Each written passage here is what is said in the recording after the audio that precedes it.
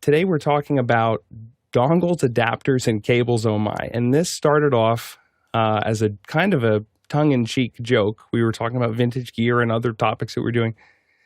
And then somebody says, well, we ought to do a whole show on dongles. I think it was a joke. It might have been me.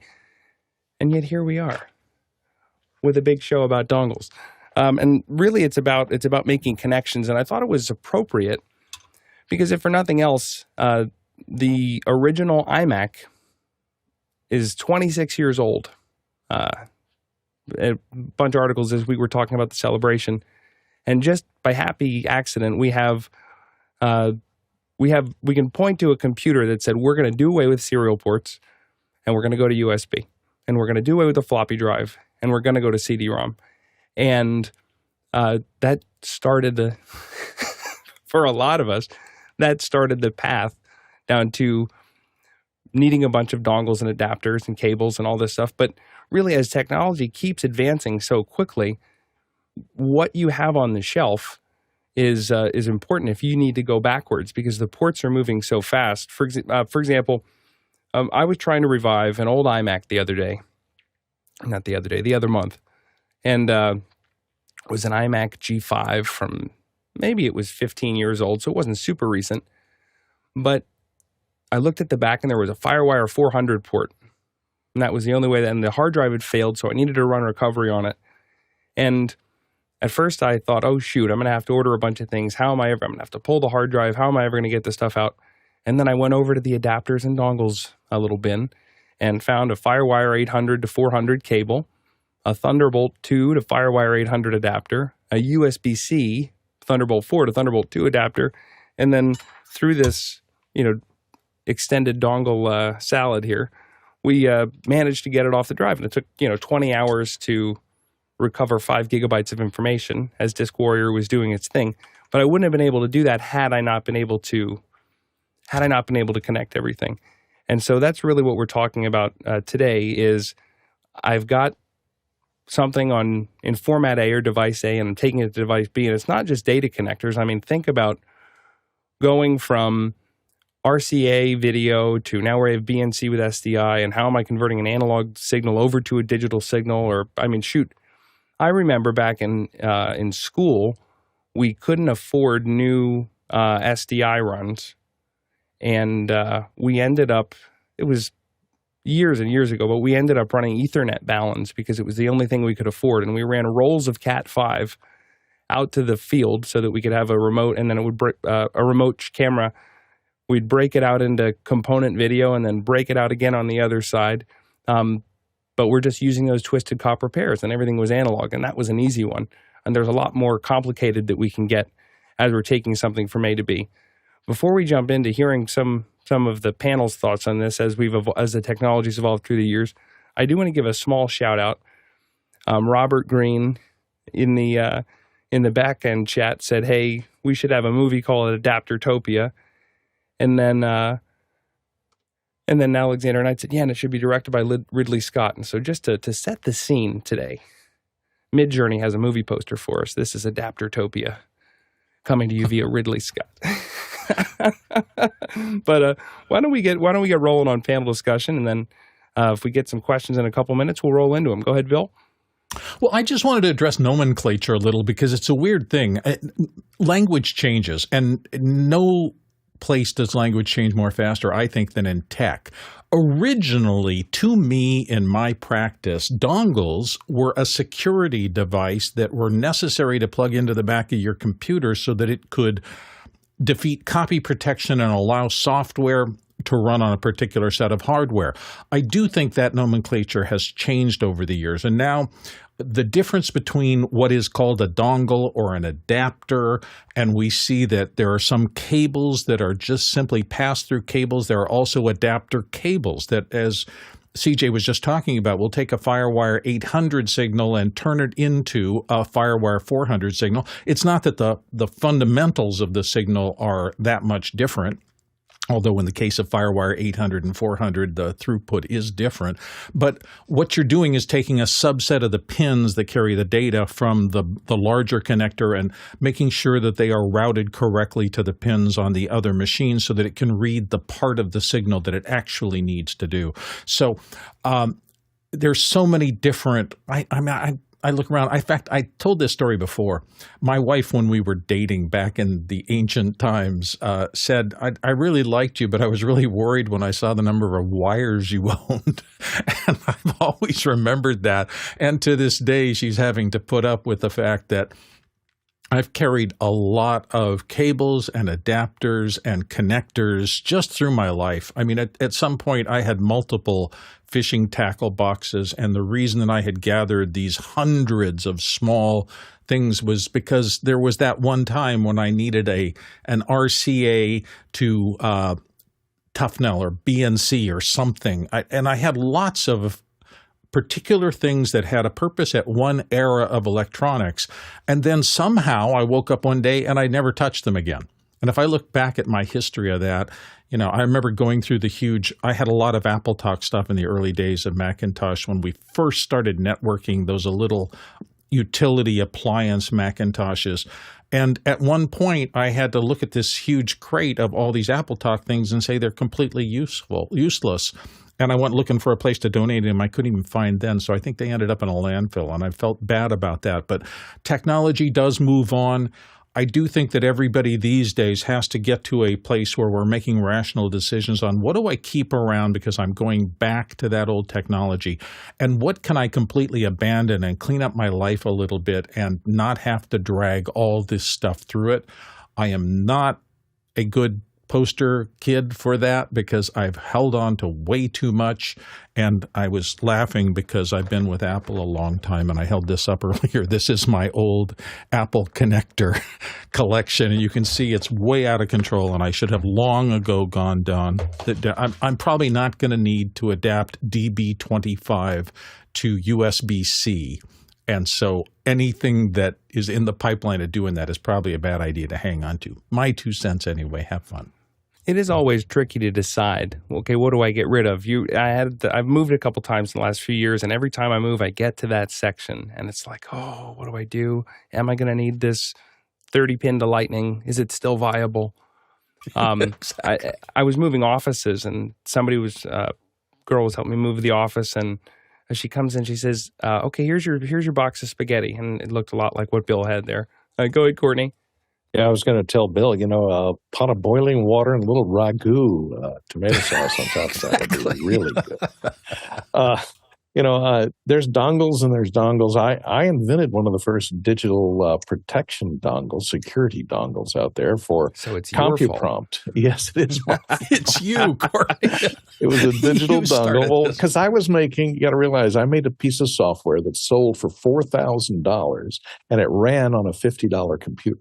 So, you have to be able to protect it because if people could just copy the software, you'd be out of $4,000 sales. So that dongle was worth a whole lot of money. And it seemed to work because I did sell systems to IBM, and they didn't manage to crack my dongle. And to this date, I'm the only one that knows what was inside that dongle, and I haven't talked to it.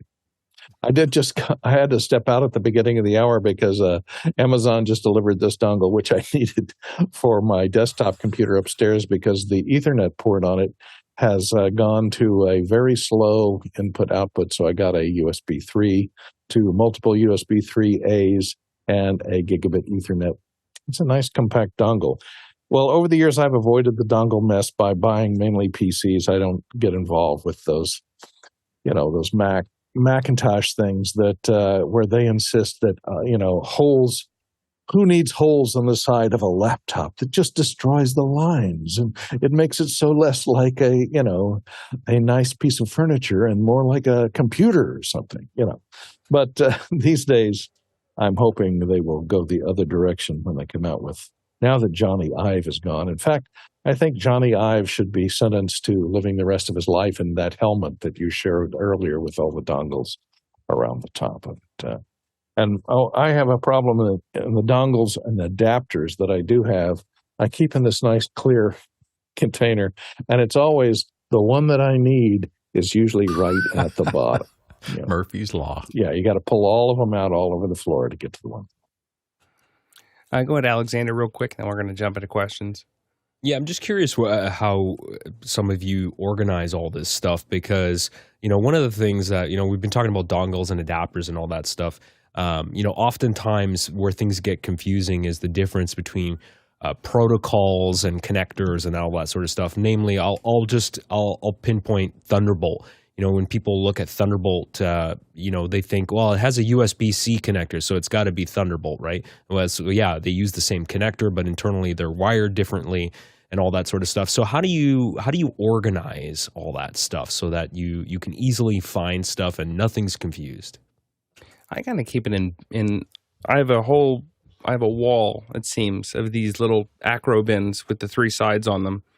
And then I have the adapters and the dongles are kind of all interspersed. This is all just data stuff. I have a whole nother one that's audio adapters. I have a whole nother one that's video adapters or little HDMI couplers. And then I try to, as soon as I get a cable that isn't properly labeled, right? It doesn't have the little lightning bolt or it doesn't say USB super speed on the port.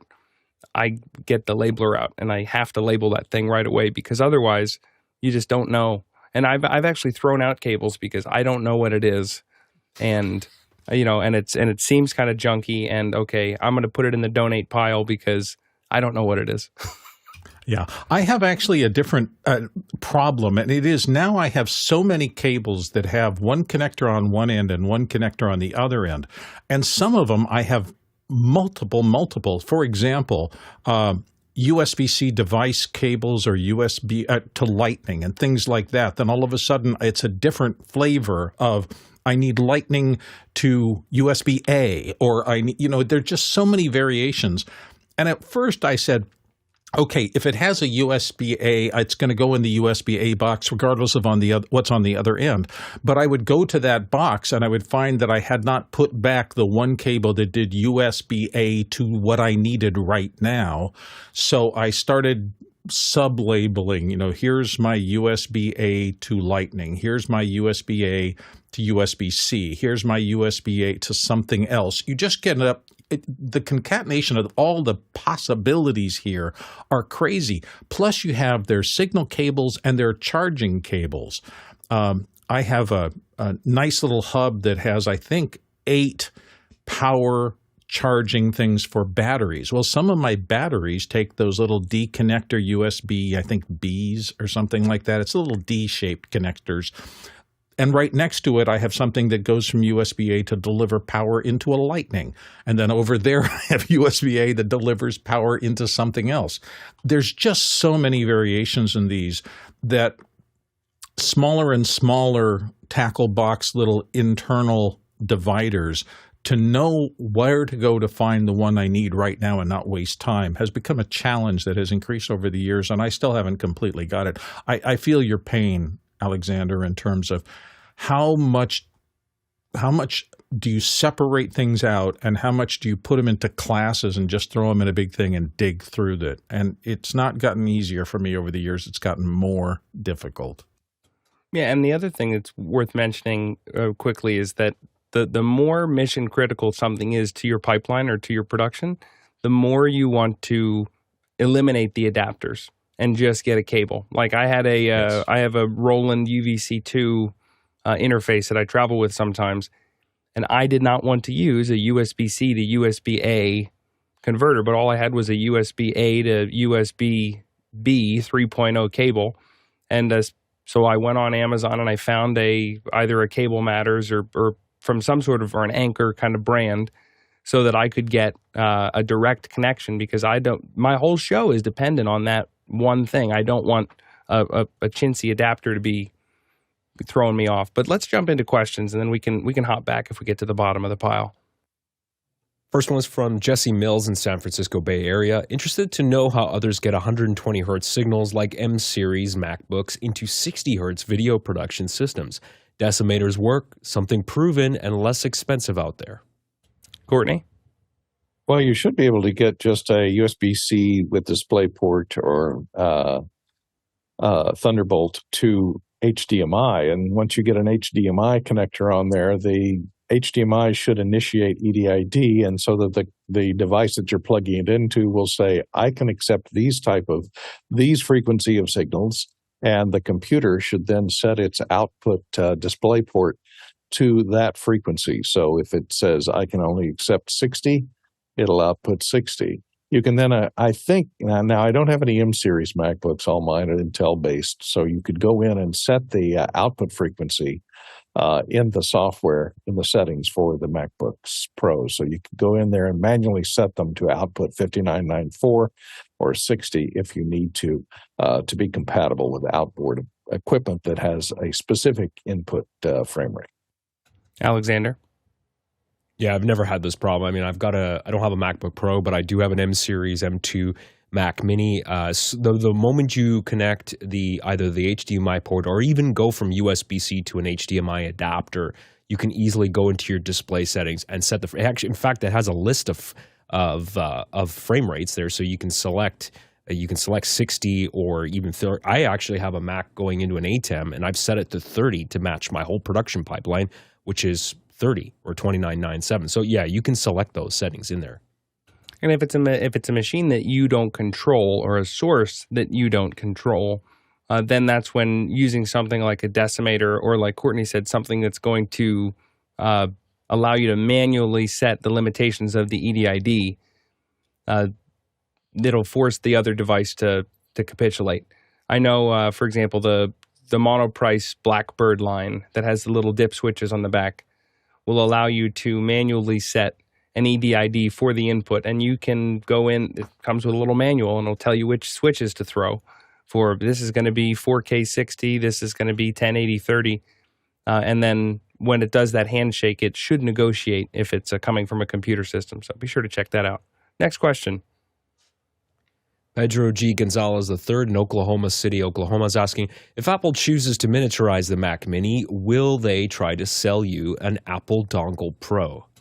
Go ahead, Courtney. Gosh, I hope not. Now that Johnny Ive and Steve Jobs are both gone, I hope they've gotten over the idea that, more connectors is bad and less connectors is better. There's no reason. Here's something the size of a, relative postage stamp if comparing it to a Mac Mini, but let's say quarter the size of a Mac Mini, and yet it has two HDMI ports. It has a Ethernet, gigabit Ethernet, USB-A 3.0 on the back. They do have them that have USB-Cs on the back as well. It has two USB 3.0s on the front. And even if you block the sides, you're not taking out too much because you just have a Kensington lock. And look, you've got a micro SD card slot even on a computer this size. So they can certainly do it. They can fit that M4 chip on there. It's probably not any bigger than the Celeron chip that this is a system on the chip running here, which is a quad-core PC running Windows 11. So if they can do it on something this size, they can do it on something that's the size of an Apple TV. So I'm hoping that they will put all the connectors you need on the back of that without the use of dongles. Bill? So I'm shooting out in the field. I'm using my old Mac Mini as a quick monitor with my camcorder. I'm away from my camera for a minute, and something slips out of the monitor, and my iPad Mini falls into a puddle. And I'm going, and I run over and I pick it up and I clean it off and I go, oh God, this thing isn't working. And I push the button and it popped right back to life. One lightning port did not let anything inside that, and it still functioned. I'm leery. There are certainly circumstances where I want all the ports I can get, and I don't care if they drill 100 holes in it if it works the way I want to. But there are other cases where having a reduction of the amount of ingress into an object really helps it be more dependable for you. So I think you have to choose every time. I mean, for me, and I know I've been frustrated too as Apple has changed and changed and changed over the course of time.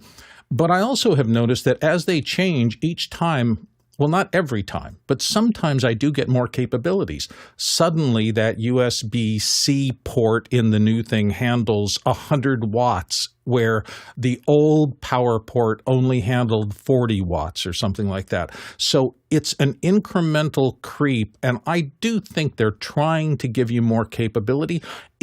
Are they also trying to sell you more dongles? Maybe. But over the course of time, usually, not always, but usually when they give me a new port or ask me to change and accept the fact that I'm going to lose all the old adapters and I'm going to have to get new adapters, as I move forward, things do get faster, stronger, quicker to charge. And I do think they are revving their engineering, not just the port itself, over the course of time. So I give them a break because everything seems to work really well for me all the time. Alexander? Yeah, so I don't think so. I mean, Johnny Ive's been gone from Apple for quite a while now. In fact, we've seen a sea change design with their MacBooks. The one port Wonder MacBook got an extra port. The MacBook Pros have been getting extra ports. So I can't see a smaller Mac Mini having less ports. I think that would be a really hostile design, and I just don't see Apple doing that. And like Courtney said, I mean, with all these little miniature computers that have been coming out over the last couple of years here, it's very clear that even Apple could design something that's half the size with just as many ports as the current baseline Mac Mini. I mean, if anything, I think even the baseline Mac Mini should get, like, I'd like to just get rid of the USB Type A ports. Just give me more Thunderbolt ports, because I always seem to run out of them and I always need docks. So I think it's absolutely possible. Courtney? Well, you need a USB Type A port to plug in your security dongles if you want to run, 40-year-old prompting software. But anyway, what I was going to say is, one thing that they can do, because USB-C is such a versatile port, it can provide power, or it can take power in, or it can give power out to charge other things. It can also take USB signals, and it can also take DisplayPort signals. So one thing that they're doing in a lot of these miniature PCs, at least on the PC side, which they could do on Apple as well in the miniature, is take a USB-C connector and have one connector, and there are monitors out there, like a 26-inch monitor, desktop monitor, which are going to need a monitor, obviously, for your Mac Mini, that you can just plug a single USB-C cable into. The monitor provides power for the computer over the USB-C, and it takes all the USB inputs back into the monitor and duplicates them in a hub inside the monitor. So you have USB-A type plugs on the monitor so that you can plug in a mouse, a keyboard, or a dongle, or a thumb drive, or USB-Cs or A's. So just with a single cable, you can mount that. You could mount that Mac Mini on the back of your monitor and have an all-in-one PC without a plethora of cables going between the two of them, and then just use your available ports on the monitor for plugging in the occasional thumb drive. Yeah, I've got an OWC Thunderbolt 4 dock and a LG Ultrafine that has USB in the back, and it's really nice. It's nice that I only have one cable, and the other thing that I like about the hubs specifically is that I don't have to replug anything in if I'm going to change out a computer or change out a workstation. Like, I can hot desk at work and have all the keyboards, all the mice, and I don't need to worry about, okay, do I plug everything in? The other thing that I'll give Apple is that since moving to USB-C, they don't have the market cornered anymore for the dongles. It's because like I was looking through the bin and I was like, okay, I've got Lightning to VGA and 30-pin to HDMI and mini DisplayPort to DVI and all these crazy adapters. They don't have that market cornered anymore, because if it's USB-C, you can go ahead and you can get something from Anker that's USB-C to Ethernet. You can get something from OWC or something from CalDigit that's going to allow you to kind of break everything out there.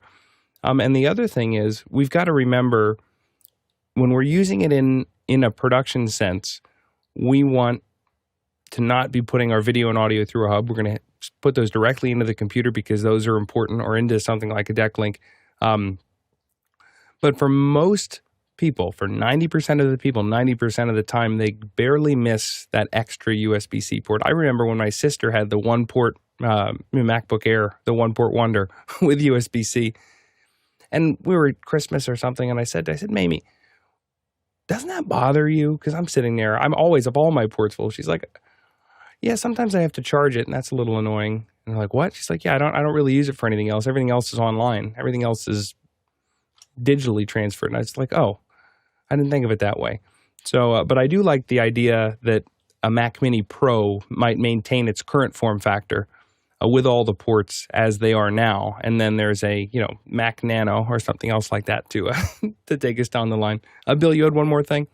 Well, I just wanted to note that famously there was an article about one of the Apple adapters. I think it was a USB-C to something adapter, and they carved into that and into one of the generics, and there was an astonishing difference in the engineering of the Apple piece versus the other pieces. They both worked, but the Apple was passing a whole lot more data and was much more sophisticatedly designed. Now, you may not need that. If you're using something with a USB-C just to charge, the fact that it's delivering the amount of power you need at the right place is all you need. And you don't care about any protection, and you don't care about the extra engineering to get the signals balanced correctly and make sure it's feeding out exactly to specifications.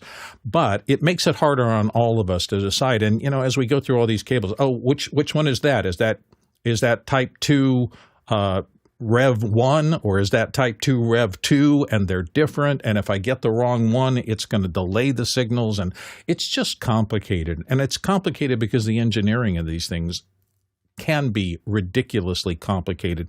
So all of us have to become dongle cable experts and make sure that you're getting the throughput you're paying for when you have the devices connected to each other by that cable. Next question. Next question is from Roz Humphreys in Comox, British Columbia, Canada. The Kondor Blue USB C Media Hub for iPhone 15. Can anybody speak to this one? Alexander? I haven't actually ordered it yet, but this is the one we're talking about, $89 USB. Now, this is the kind of thing that really solves a specific problem. If you are wanting to do advanced production on an iPhone 15 Pro, record to an external drive, you're building a whole camera rig basically around an iPhone 15 Pro. You want something that can really give you more ports. So this type of hub will give you not only more ports, but it has quarter 20 threads on the sides. So you can attach other things to it. You get a cold shoe mount, which is incredibly handy. So this is really solves a specific problem. So I might order one at some point. I don't really do a whole lot of production on my iPhone 15, but I mean, it's great that accessories like this exist for that kind of thing. Bill? At NAB at our coverage last year, I stopped by the Kondor Blue booth and was able to talk to the CEO of the company. And I was very impressed by his level of technical knowledge and the sophistication of his understanding of all these interconnection issues. And I came away feeling very positive about that company. I do think they spend a lot of time and care on the engineering of their stuff, and I consider that now one of the premium brands among others for connection. And, sometimes you're just trying to figure out what is this company like, and I had a pretty positive experience with them, so I feel really good about them. I would buy stuff from them. It's probably not going to be the cheapest stuff, but it's going to work well. And all the ports are going the same way. And there's a quarter 20 on the bottom, so you can put it on a little knockoff Magic Arm from Small Rig and not worry about how am I going to hook this thing up. It solves so many problems when we're using the iPhone. I mean, I just, when I thought of that, when I saw that, I didn't think of it. When I saw that, the first thing I thought of is, okay, when we're going to go produce spatial, again, we're taking the iPhone 15 out and we're trying to do these test spatial streams. The very first thing I thought of is, man, does that solve a lot of problems. So exciting. Yeah, it was Lucas Colombo is the guy's name. He was really good. It was fun talking to him. Yeah, passionate guy. Very much so. Like that. Next question. Pedro G. Gonzalez III in Oklahoma City, Oklahoma. On Windows PCs, it's easy to add 4 or more monitors, but for Mac, that doesn't seem to be the case. Is there a dongle that will allow me to add more monitors to my Mac? Courtney? There is. There's something from Pluggable. It uses DisplayLink virtual video driver. You have to have a custom driver put in your Mac. But they make a variety of them. Oops, sorry. I disappeared. They make a variety of them that have these USB-C to Ethernet, USB 3.0, and an additional port to keep your power supply plugged in. And that one works supposedly with the Mac. I did find another one that is 2 ports, and it says it works with an iPhone 15. So it has USB-C, and it has, go away. Oh, well. Let's go back here.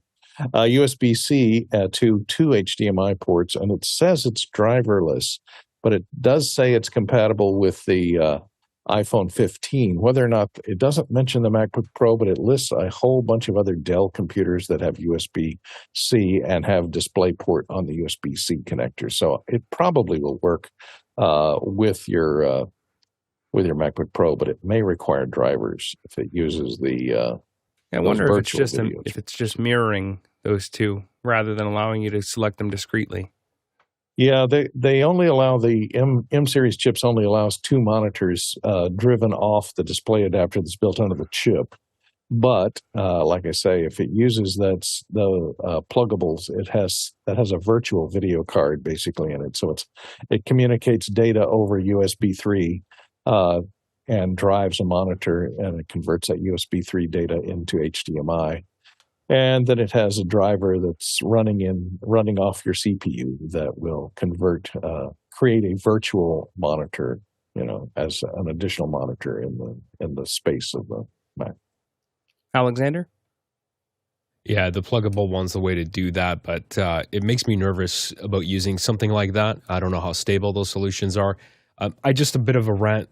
One of the things that I find so frustrating is this problem, because the base Mac Mini M2 only supports 2 monitors, and you have to pay a lot more money for the Pro, which only supports 3.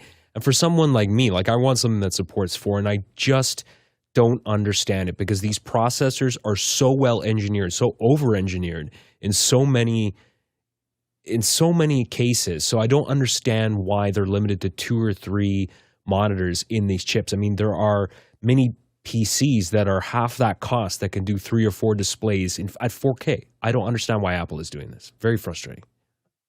Yeah, I've certainly been accused of bleeding 6 colors before, and this is one that I can't get my head around either. It seems like they're trying to put in some artificial separation between the product lines to make you want to, go up to the next level if you really need it. Maybe there is a technical reason behind it that they're trying to figure out that'll work itself out over the years, but yeah, it is a little taxing to have to think about that.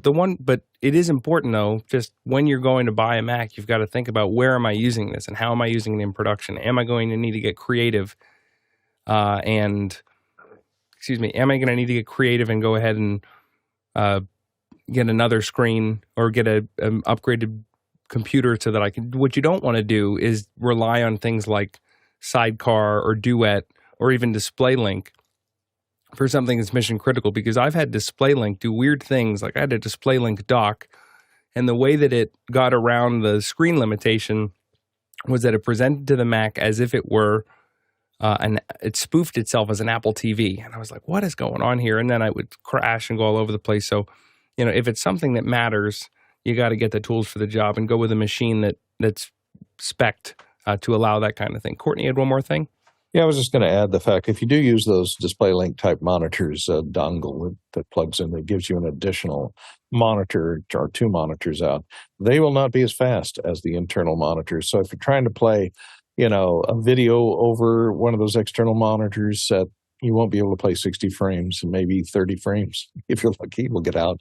Don't try and play games over them, because you're running in an emulated monitor in the CPU. So it's not going to be very high speed. So moving things around is going to be more sluggish. Screen updates are going to be more sluggish. And video display is sometimes not even possible at the normal frame rates that it's capable of delivering. Next question. Roscoe Jones in Madison, Indiana is asking, what are some ways to secure and support DACs that pull on laptop ports or ports on other gear that might be expensive or painful to repair if yanked or bent? Go ahead, Bill. One of the companies that makes specific tools for this comes out of the photography thing, and I use a lot of their stuff, and this is called Tether Tools, and they have all sorts of functional gizmos and devices that go on a lot of things that are specifically designed to allow you to take the stress off ports. They have tripod plate replacements that have cable runs through them and things like that.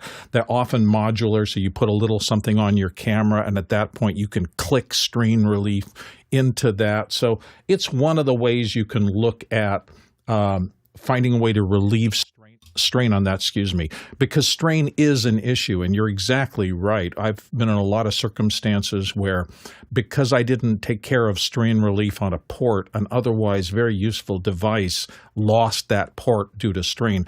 Then another thing I've done recently is I'm buying a lot of little USB C angle adapters, and they come in a variety of sizes. They're not expensive, but it just takes that sticking out from the side of your computer and turns it into an L, often an L that's right next to the body of something. So a tug down has far less torque on breaking the connector than otherwise.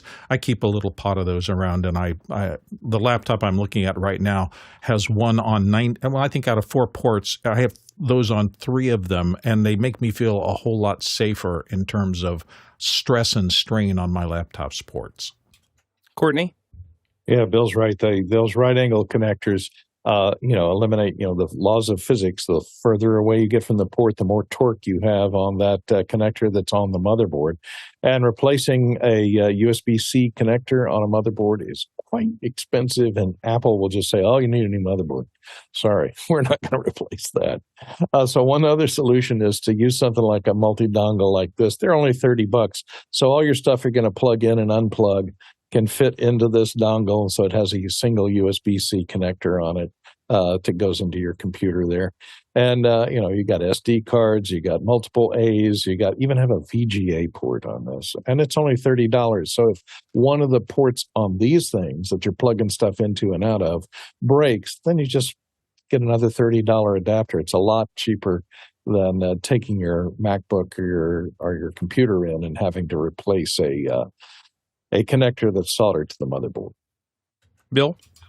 Yeah, I just actually got a little package that has 3 of these. I think it cost me $9 or something like this. I'm about to take the cap off this one and take the last of the 4 ports that has a plug going out of it and turn it into one that goes down and connect to that. And I will breathe a sigh of relief as soon as I install this 2 minutes after the show. The neat thing about USB-C is because they can be inserted right side out or upside down. You only have to buy one of those right angles. With USB, micro USB, you had to know which direction you wanted the right angle to go in, because it might be going in the wrong direction. But USB-C, you can just flip them over and go the opposite direction, up, down, left, right. And it really expands to more than just laptops. When you think about gear that matters, whether it's your cameras or whether it's your mixers, or that's when you make a convenience panel, you're making sure that the stress on those ports and the in and out, and somebody that you don't know is manhandling your all of your connectors. When it's not physically touching the device, you substantially reduce the risk that you're putting on all of your equipment, because there's only so many insertions that HDMI is designed to take.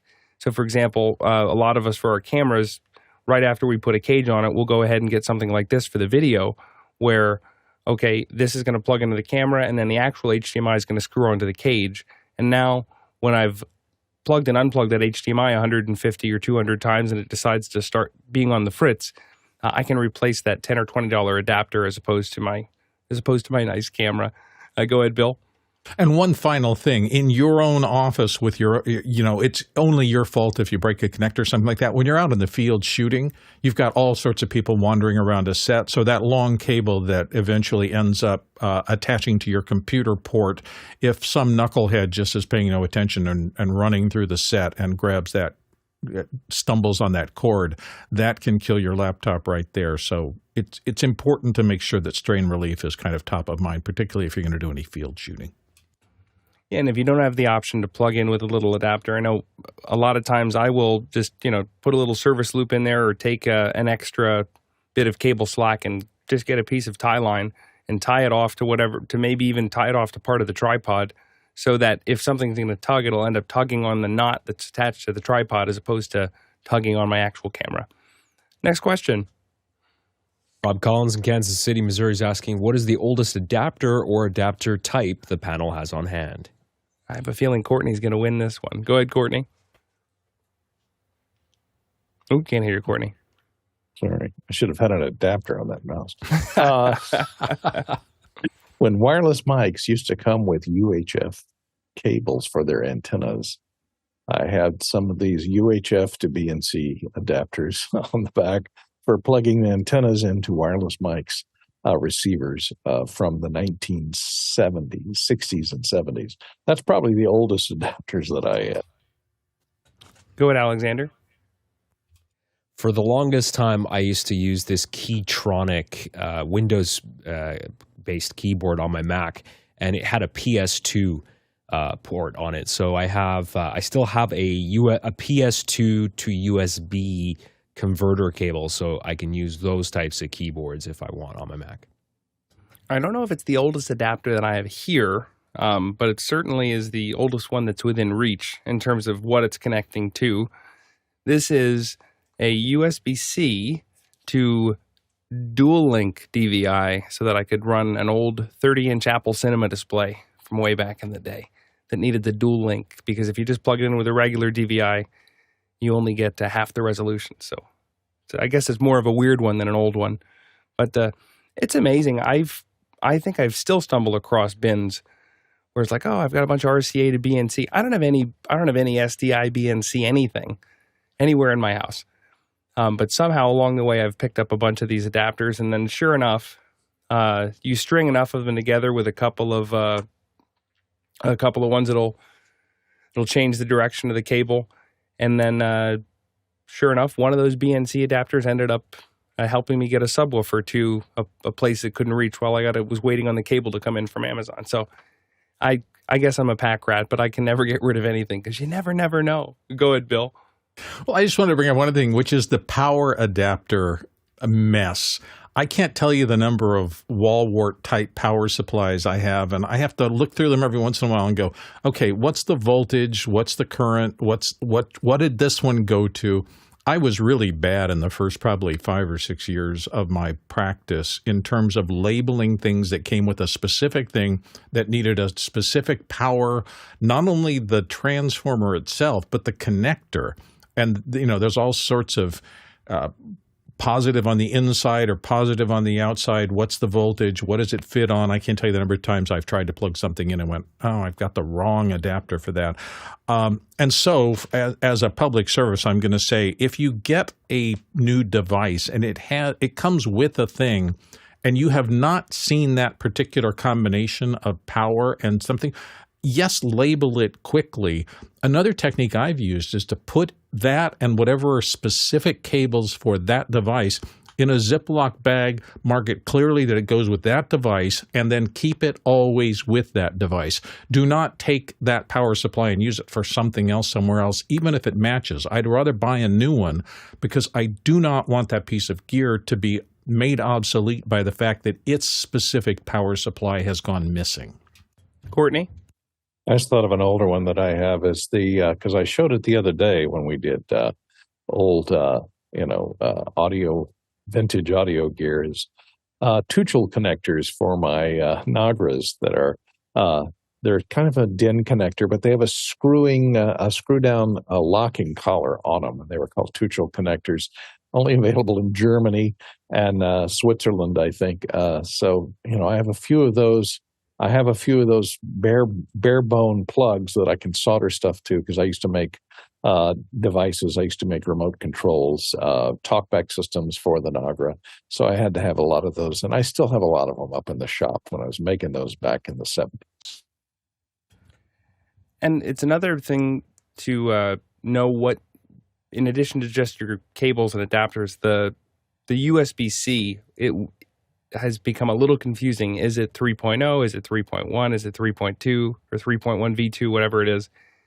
One of the things that I really like, Anker's most recent power banks, I think the 737s, have a little screen on them that'll actually tell you the amount of current that is flowing through that cable, which if you have some mystery USB-C, you can start to label what they're capable of transmitting and then, maybe deduce what version it is based on the power that is allowed to pass through. The other thing is, I think it was Marty Atius brought up it looked like a little disc, and it was a USB-C tester that would tell you the voltage that was going through and have a little even more nerdy information about what was going on with that cable. But at some point, if you've got too many USB-Cs, the donate pile is where they belong. Next question. Craig McFarlane, Boston, Massachusetts, is asking, do you prefer single-purpose adapters or use a multi-port dock like these from Anker? Bill?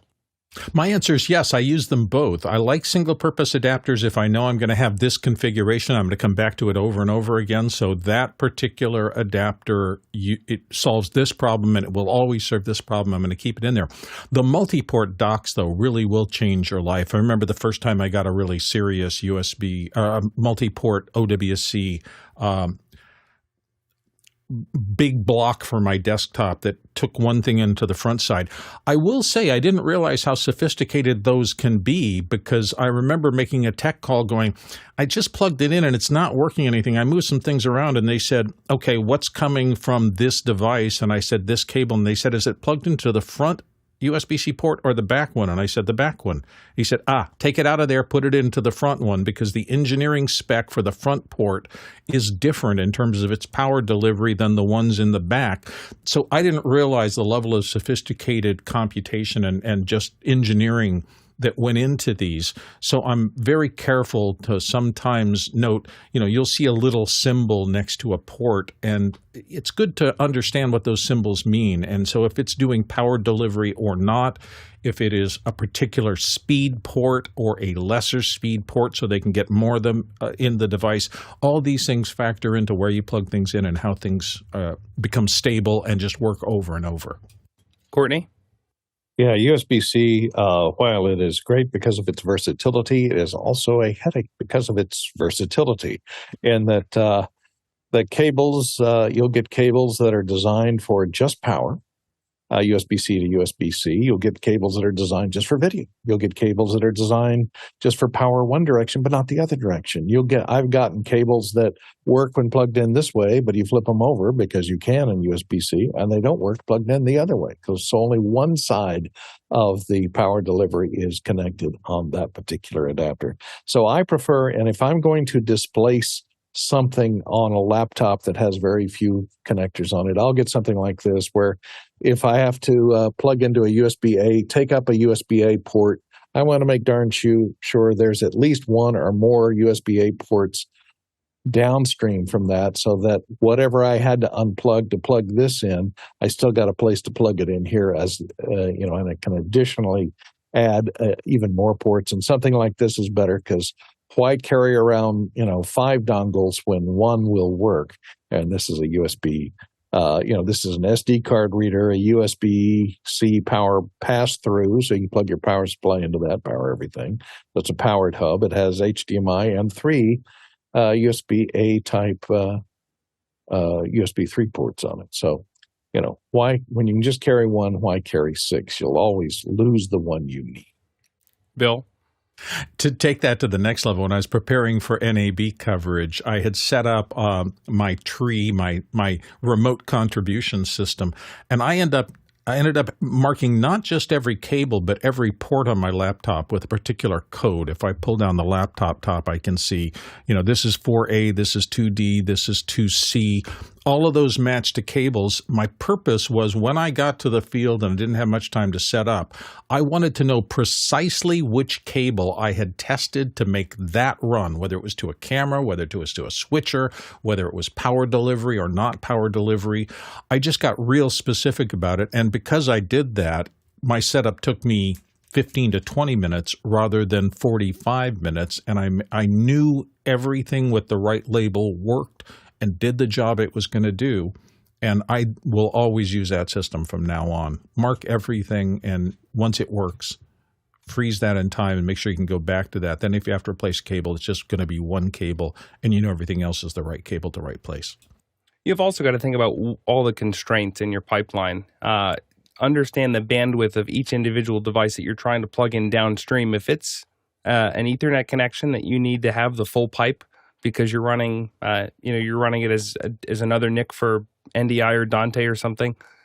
You don't want that in a hub. You want that all by itself with nothing else that could possibly interfere with that signal chain going through. Because if all of a sudden you run out of bandwidth on that port, or the electronics that are inside that hub start to disagree with one another, then your production's at risk. So my feeling on this can go both ways. It's depending on how mission critical is that specific device, and do I want to dedicate a whole stretch, a whole 5 lanes of the highway of my computer just to that one task. Next question. Roscoe Jones in Madison, Indiana is asking, DaVinci Resolve Studio comes with either a security dongle or one-time password. What method would you prefer to use, and do you wish other software had such an option? Courtney Ilock Gooden with an answer. iLock, yeah, as the inventor of the security dongle, I like to think I like the security dongle because it gives you more portability. It's you get these one-time passwords, and I think I haven't tried it on DaVinci Resolve, so I'm not sure exactly what they're doing with their password to unlock. But usually, in most software like this that is tied, that they give you, you send them your money, and they give you a encryption key that you then enter for the software, and then it fingerprints your computer, and it uses the encryption key that they gave you along with the fingerprint of your computer to store a unique number somewhere hidden on the hard drive.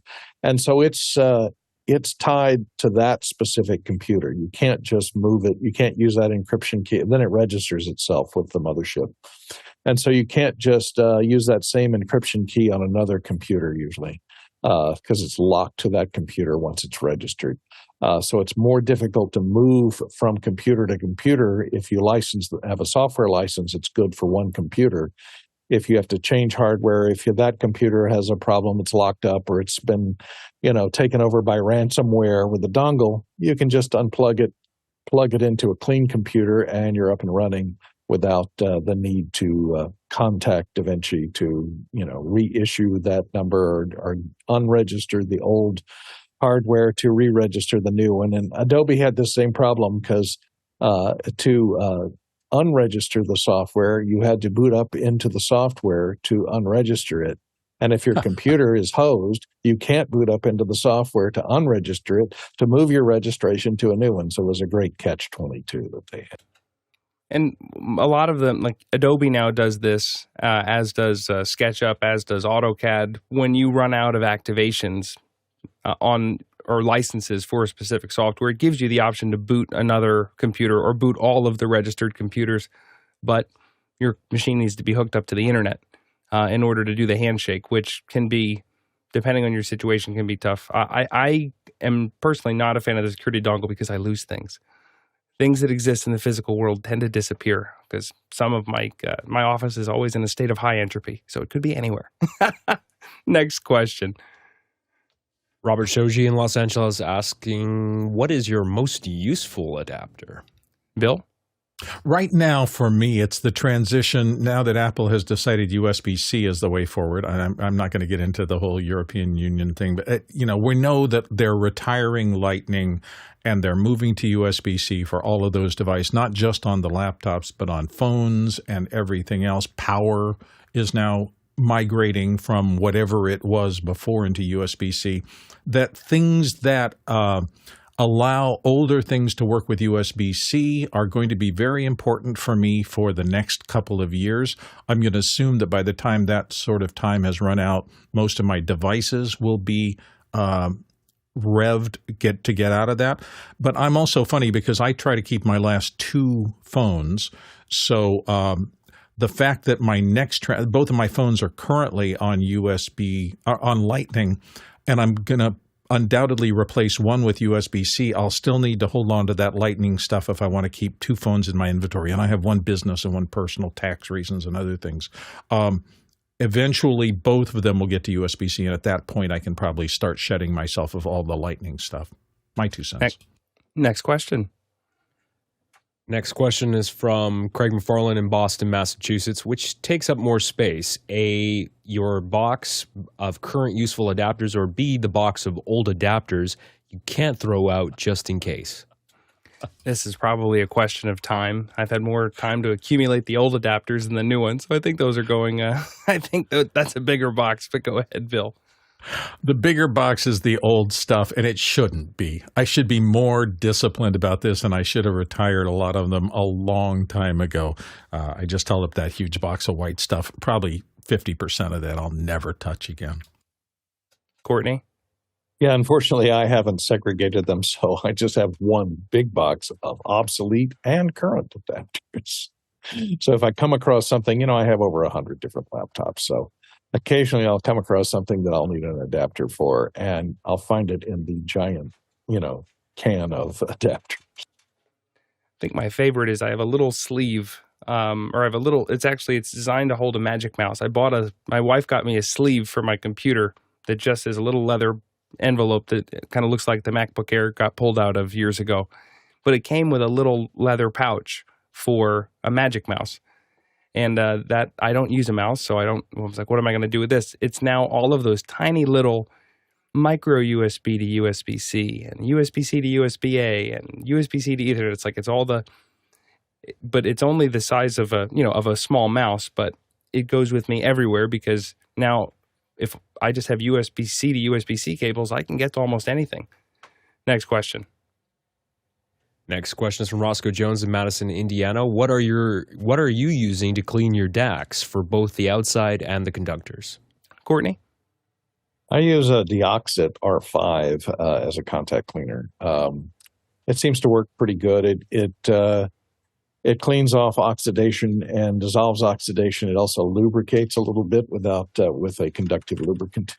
And you can plug it in and unplug it with the plug. I'll spray it in the plug, and I'll spray it in the male and the female side, then plug it in and unplug it several times, which that wiping action will usually help it dissolve and scrape off any oxidation that's inside those tiny little connectors where you can't get anything in, like a Q-tip to clean, which you wouldn't use anyway, to clean off the adapter if it's got pins in it that you need to keep clean. But I use Deoxit R5. Alexander? Yeah, I second Deoxit. It's an incredible product. I mean, they have a vast array of different versions of Deoxit, so just make sure you get the right one for what you're trying to do, because they have some that are designed for potentiometers specifically, some for mechanical switches, so just make sure you get the right one. I'm so paranoid about dirt and dust that I get dust caps, so I have dust caps for HDMI ports that are not actively being used. In fact, even in my home theater here with my my hi-fi amp, which has a lot of RCA inputs on the back, I have little RCA dust caps, so I plug all the ones that I'm not actively using. Next question. Robert Shoji in Los Angeles is asking, what is your most expensive adapter? Courtney, go ahead. Well, I no longer have it, but I used to have a Folsom 9500 adapter, which was a big $20,000 box that would adapt computer output to component video input. We used to use that. I used it on doing all the Apple commercials for years. So all the screen capture stuff was done through that Folsom 9500 because you could zoom in and do region of interest and output component video. Remember back in standard def? Component video out into a Betacam or a Beta SP deck. And I rented them to Microsoft for doing Microsoft commercials for months at a time. And even though they cost $20,000, I made back my money 4 times by renting them to Microsoft for $500 a day. That was the most expensive adapter I had back then. Now I guess the MD series Decimators probably at $400 to $500 a piece. Decimator MDHX, I wanted to mention that earlier. You've got to have one of those in your kit for converting HDMI to SDI, SDI to HDMI, and it also frame rate converts, which is something a lot of the other adapters don't do for video sync. Well, I thought that I had a good one, but Courtney just put me to shame. He's got the Folsom adapter blues. So anyway, we'll let Courtney have the most expensive adapter award. And that's going to do it for our dongles, adapters, and cables. Another day where as I got up this morning and thought about what we were going to talk about today, I was really concerned. I was like, oh man, was this just a joke that escalated quickly? Am I actually going to be able to fill the time? it was a fascinating discussion, and I love it on Fridays. We get to nerd out a little bit. Couple thank yous for everybody. Thank you to the incredible back-end crew who wakes up early, stays up late, keeps this show afloat, not only during the show, but also outside of the show time in terms of developing the software that helps us run it, organizing with the councils in terms of what are we talking about every day. We have to fill so many second hours, and it's all done by volunteers, and we really appreciate everyone's time and effort that's put in. Thank you to our panelists in the first and the second hours. Not any one of us is as smart as all of us together, and I love that I get to hang out on Fridays and just share in so much life experience. I always leave feeling enriched, and the other people that help enrich my knowledge are our producers, asking questions. Your questions drive our show every single day, and it really helps us not get tunnel vision in any one particular thing because it constantly challenges us and it makes us think. And we really appreciate that, and we do appreciate that that you're getting some value out of the show. And if you are, do consider supporting us, officehours.global/donate. We'd appreciate it.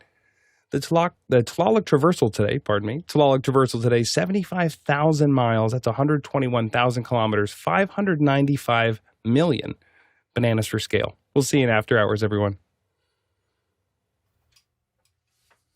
I just checked eBay, and they have a Folsom 9500 SR for $566. They were $20,000.